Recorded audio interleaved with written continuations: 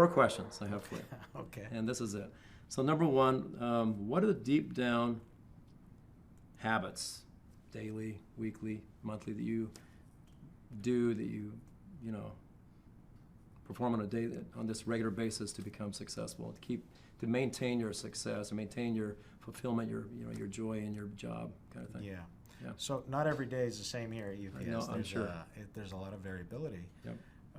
But I guess one of the great habits, I think, is just having a set routine for, 60% of your day, and then leaving 40% of your day open for any type of variability or needs that your people may have. And you use that time wisely. So more listening than directing or talking, I think, is important. But for me, that is a habit that has become kind of a natural behavior, if you will.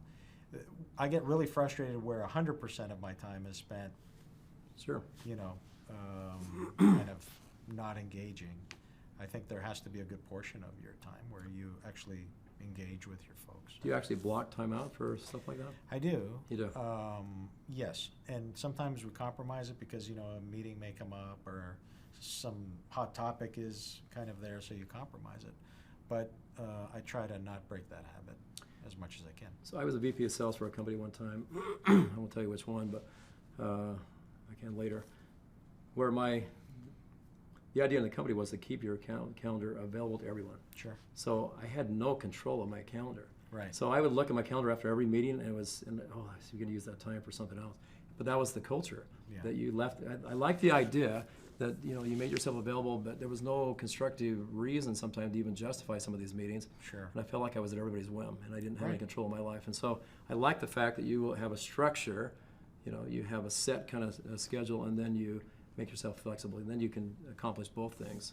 I really like that. So. You have to, because after, let's say you're at work for 10 hours or you're in the office for 10 hours, you may find those 10 hours pass and you really haven't accomplished too much. And you haven't had meaningful exchanges with anybody.